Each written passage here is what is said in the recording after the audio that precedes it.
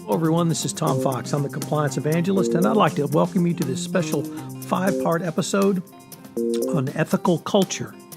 This 5-part podcast is sponsored by Affiliated Monitors.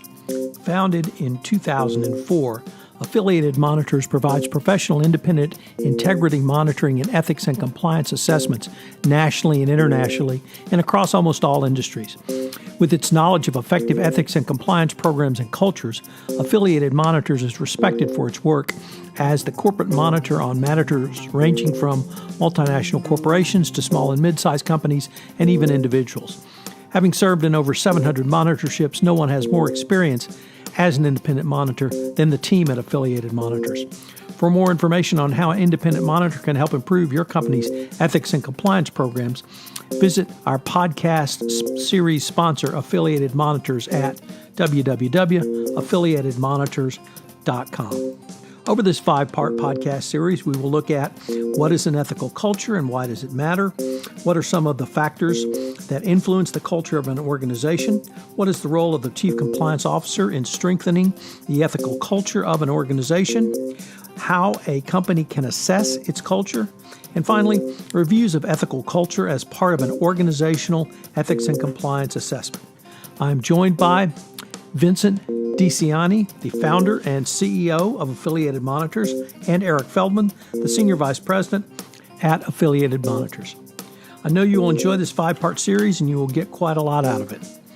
This is Tom Fox. This special 5-part series on ethical culture is a special series of the Compliance Podcast Network. Hello, everyone. This is Tom Fox, the Compliance Evangelist, back again for episode 4 of our 5-part exploration of ethical cultures. In today's episode 4, we're going to take a look at the question of how a company assesses its culture, and I'm joined in this exploration by Eric Feldman. So, Eric, thank you for taking the time to visit with me, and welcome back. Thanks for having me. Eric, I'd like to just start with a question about the difference between having a company assess itself or bringing in a truly independent outsider, and whether you have seen better results one way or another, or it's just a different focus. Well, that's a really good question, Tom. And I think that what we have are different objectives and a different focus. It's critical, and we'll talk about this in a moment, for a company to have an independent third-party assessment of its ethics and compliance program and its culture. And we'll talk about why in a moment. But that does not absolve the company of the responsibility to monitor its own workforce and monitor its own culture on a day-to-day basis. That ongoing monitoring and oversight is critical to being able to manage what is a very normal ebb and flow, if you will, of the culture in an organization.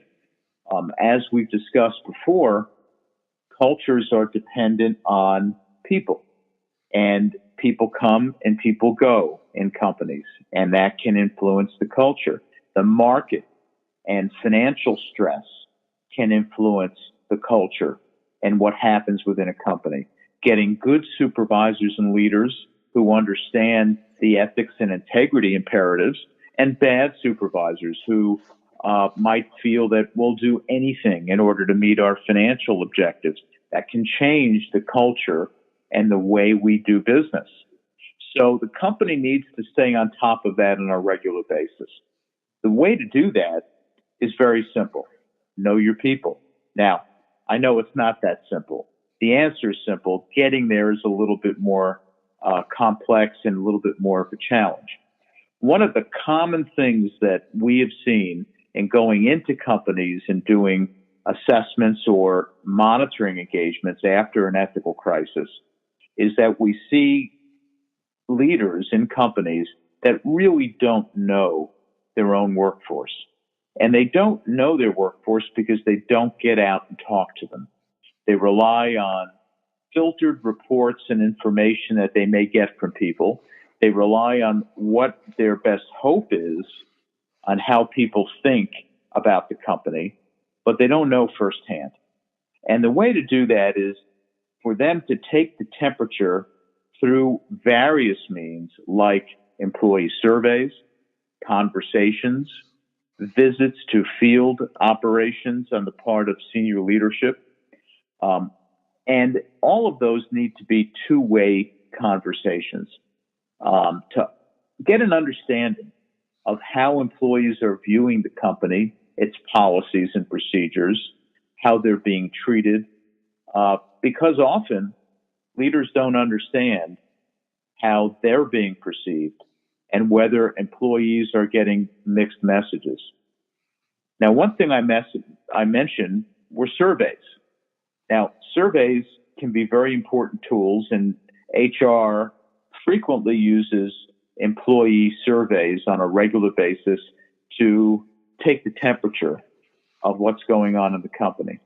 But often there is a wasted opportunity there to put in questions that are specifically targeted toward culture and the ethical culture of the company. Also targeted to whether or not the company has created a comfortable speak up culture, whether there is a comfort level raising issues, questions, or identifying misconduct up through their managers, or whether there's a fear if they do that, they'll be retaliated against. One of the kind of double-edged swords of surveys is that we have found in some organizations where employees don't trust their company, they'll tell the company what it wants to hear on these surveys rather than be honest. And sometimes in the most challenged of organizations, the survey results are skewed because employees don't trust the confidentiality of the survey and they are telling the company what they want to hear. That makes it even more challenging to understand what's going on in your own company. Eric, can you use these same techniques literally across multiple countries, multiple geographic regions, and multiple cultures within an organization? Or do you have to fine tune even how you would ask the questions, whether it's through individual interviews or surveys going forward? Well, you have to take into account the culture and the willingness of people in different parts of the world to participate in these various methods of collecting data and collecting their perspectives. As we know from hotlines, there are some parts of the world where employees will never use a hotline. They view it as a horrible thing to rat out another employee or a manager through an anonymous mechanism. And in some countries, particularly European countries, as a leftover of World War II, you can't take an anonymous complaint. It's not allowed. Even doing focus groups and interviews of employees, even going out and just talking to them, some parts of the world, it would be seen as a high level of disrespect to say anything negative about their immediate managers. So you have to fine tune how you're going to get a good understanding and get some metrics on what the ethical culture is. So in those cases, there are other metrics you can look at. You can look at the data and people coming forward in hotline cases, or not necessarily hotline, but cases of employees coming forward and saying, hey, something just doesn't look right, without being anonymous, to kind of gauge comfort level. Surveys and even focus groups can be helpful, but this kind of gets into the issue of a third party getting involved. It is helpful to take the temperature internally by doing regular monitoring of your company to understand its culture and what needs to be done. But honestly, employees are not going to be as honest and forthcoming with someone in their company as they would be with a third party. And the reason is they're always afraid of the potential blowback on them. And employees will be much more reserved with people that they know or people in their own company than what we found in the process of doing independent third-party assessment work. Well, Eric, unfortunately, we're near the end of our time. I've been visiting today with Eric Feldman on how a company should assess its culture. Eric, as always, thank you, and I look forward to continuing the conversation. Thanks, Tom. Hello, everyone. This is Tom Fox again. I hope you've enjoyed this episode in my 5-part exploration of ethical culture with Vin DiCiani and Eric Feldman from Affiliated Monitors, who is the sponsor of this series. I hope you'll join us again for our next episode. This special 5-part series on ethical culture is a part of the Compliance Podcast Network.